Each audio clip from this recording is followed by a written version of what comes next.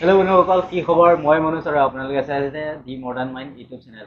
আজি মই এটা বিশেষ টপিকৰ ওপৰত আলোচনা কৰিব গৈছোঁ। সেইটো হৈছে মেড ইন ইণ্ডিয়া। আমি মেড ইন ইণ্ডিয়া বিষয়ে আজি অলপ বিশেষকৈ কথা পাতিম। আমি এতিয়া আমি যিমান দেখা গৈছে মেড ইন ইণ্ডিয়া আমাৰ লাহে লাহে ক্ৰমান্বয়ে আগবঢ়া আমি দেখিব পাইছোঁ। কিন্তু মেড ইন ইণ্ডিয়াটো যিমানখিনি আগবাঢ়িব লাগিছিল সিমানখিনি আগবাঢ়িব পৰা নাই। এতিয়ালৈকে বৰ্তমান আমাৰ ছ'চিয়েল মিডিয়া চাব গ'লে আমাৰ ইউটিউব হৈ গ'ল, ইনষ্টাগ্ৰাম হৈ গ'ল, টুইটাৰ, যিমানখিনি দৰকাৰী যিমানবোৰ বস্তু আছে চব আমাৰ ইণ্ডিয়াৰ একো নহয়, চব খালি বাহিৰৰ দেশৰ হয়। সেইকাৰণে আমি লাহে লাহে মেড ইন ইণ্ডিয়াটো আমি হেৰি কৰিব লাগিব, আগবঢ়াব লাগিব। মেড ইন ইণ্ডিয়াটো আগবঢ়োৱা এটাই উদ্দেশ্য হৈছে ছ'চিয়েল মিডিয়া দিশৰ পৰা যদি চাবলৈ যাওঁ আমাৰ গোটেই দেশখনৰ গোটেইবোৰ ডাটাবোৰ এতিয়া বৰ্তমান আমেৰিকাৰ হাতত থকা নিচিনা। সেইকাৰণে আমি নিজকে অলপমান ঠিক কৰিব লাগিব, মানে নিজকে অলপমান ছেভ কৰিবৰ কাৰণে আমি সেইবোৰ এপছবোৰ আমি কমাণ্ডৰে মেড ইন ইণ্ডিয়া কৰিব লাগিব। কাৰণ আমাৰ যিমানবোৰ ডাটা হৈছে সেইবোৰ এতিয়া চাওক গুগল কোনে ইউজ নকৰে? যাৰ ঠাইত মোবাইল থাকে চবৰে ঠাইতে গুগলৰ একাউণ্ট থাকে, চবৰে ঠাইতে গুগল থাকে। মোবাইলটো লগ ইন কৰিলে ইমেইল নহ'লে একো কামেই নহয়। কাৰণ গুগলেদি ইমেইল দিয়েতো মোবাইলটো লগ ইন কৰি অন কৰিব লাগে, ইমেইল ID বনাব লাগে। সেইকাৰণে সকলোবোৰ এইবোৰ গুগলৰ যোনবোৰ ডাটা হয় সেইবোৰ আমাৰ ইণ্ডিয়া নহয়, কাৰণ সেইবোৰ ছেভ হৈ থাকে আমেৰিকাৰ। এইটো হৈ গ'ল ছ'চিয়েল মিডিয়াৰ দিশৰ পৰা। এতিয়া যদি বেলেগ দিশৰ পৰা চাবলৈ যাওঁ তেনেহ'লে আমাৰ দেখা গৈছে যে আমাৰ প্ৰায়বোৰ ইলেক্ট্ৰনিক সামগ্ৰী পুৰা 98-99% ইলেক্ট্ৰনিক সামগ্ৰীয়ে আমাৰ চাইনাৰ পৰা বেলেগৰ পৰা অহা দেখা পোৱা যায়। কিন্তু আমি সেইবোৰ আমাৰ ইণ্ডিয়াতে চেষ্টা কৰিব লাগে উৎপাদন কৰা। সেইটো বিষয়ে আমাৰ চৰকাৰে অলপমান বেছি গুৰুত্ব দিব লাগে, কাৰণ চৰকাৰে এইবোৰ দিশত ইমান গুৰুত্ব দিয়া নাই বা ছাৰ্ভিচৰ ওপৰত লাগিছে। কাৰণ কাৰণ ইণ্ডিয়াখন ছাৰ্ভিচৰ কাৰণে বেছি বিখ্যাত হয়। সেইকাৰণে আমি ছাৰ্ভিচ নহয়, আমি কৰিব লাগিব প্ৰডাকশ্যন হাব কৰিব লাগিব। নহ'লে আমি ছাৰ্ভিচ কৰি থাকিলে আমাৰ দেশখন যিমানখিনি উন্নতি হ'ব লাগে সিমানখিনি উন্নতি নহ'ব। কাৰণ চাইনাৰ লগত আমি নিজকে তুলনা দি কৰি আৰু আমি চাইনাৰ দৰে কাম কৰিব লাগিব। যেনেকৈ চাইনাখনে প্ৰডাকশ্যনৰ বিষয়ে যিমানখিনি আগবাঢ়ি গৈছে আমিও সিমানখিনি আগবাঢ়িব লাগিব। তাৰ কাৰণে মই সেইটো কথা ক'লোঁ, কিন্তু আমি তাৰ কাৰণে কি কি কৰিব লাগে সেইটো বিষয়ে আমি জনাটো বিশেষ জৰুৰী। মোৰ বাৰু ইমান অভিজ্ঞতা নাই, তাৰ ভিতৰতো মই এটাই ক'ব বিচাৰোঁ। আমাৰ যোনবোৰ এতিয়া বৰ্তমান শিক্ষা ব্যৱস্থাটো বহুত পুৰণি শিক্ষা ব্যৱস্থা হৈ গৈছে।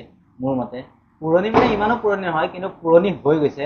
আমি এতিয়া বৰ্তমান দেখিব পোৱা গৈছে আমাৰ বহুত মোবাইল আৰু ইণ্টাৰনেট অহাৰ পৰা আমি প্ৰায় সকলো আমি চব বস্তুৰে আমাৰ যোনবোৰ পুৰা আপডেট হ'ব ধৰিছে, মানুহৰ পৰা ধৰি মানুহকে চাব পৰা, আগৰ দিনৰ মানুহ চাব পৰা, এই ছেম বয়সত এতিয়া দিনৰ মানুহ চাব পৰা, আমাৰ মোবাইল চাব পৰা, পেন চাব পৰা, গোটেই ঘৰৰ সামগ্ৰীবোৰ চাব পৰা, পুৰা এটা চাইডৰ পৰা আমাৰ মডাৰ্ণ হৈ গৈ আছে। এতিয়া বৰ্তমানতো AI হৈ গৈছে। AI অহাৰ লগতে আৰু স্পীড আমি এডভান্স হ'বলৈ গৈ আছোঁ।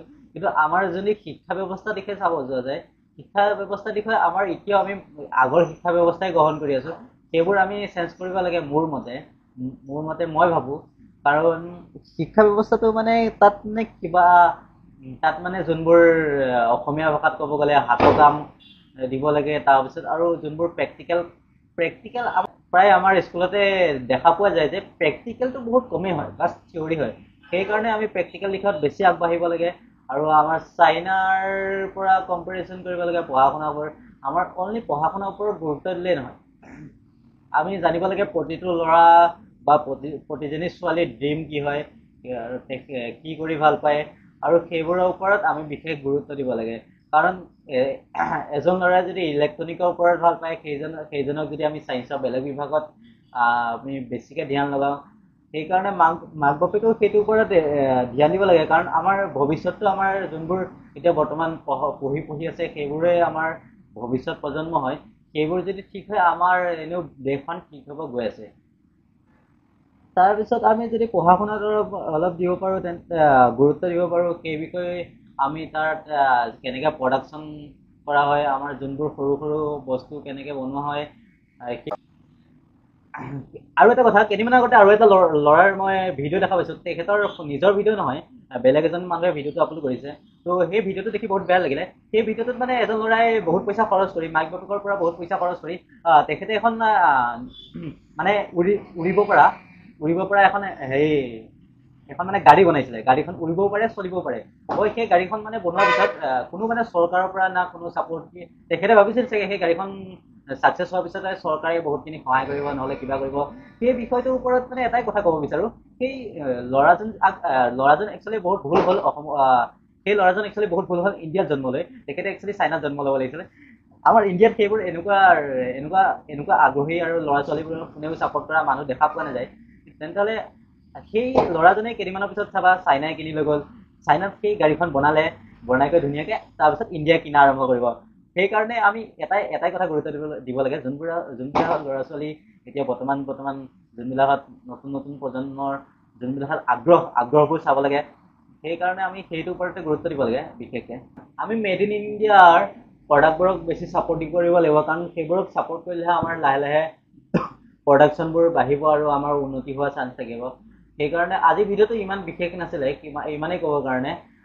আৰু আপোনালোকে ভিডিঅ'টো চাই কেনেকুৱা পালে কমেণ্ট কৰিব। মেড ইন ইণ্ডিয়াৰ ওপৰত যদি কিবা ক'ম বুলি ভাবিছে আৰু যদি মোৰ কিবা ভুল হৈছে তেন্তেহ'লে কমেণ্টত মোক শুধৰাই দিব। আৰু মোৰ ভিডিঅ'টো মোৰ নিজৰ ববীয়াকৈ ভাবি কৰি কোৱা ভিডিঅ' হয়, কোনোৱে যাতে বেয়া নাপায়। আৰু মই চৰকাৰলৈ এটাই অনুৰোধ, এতিয়া বৰ্তমান যোনটো শিক্ষা ব্যৱস্থাৰ ওপৰত অলপ গুৰুত্ব দিব লাগে। আৰু মোৰ ইমানেই। নমস্কাৰ, জয় হিন্দ।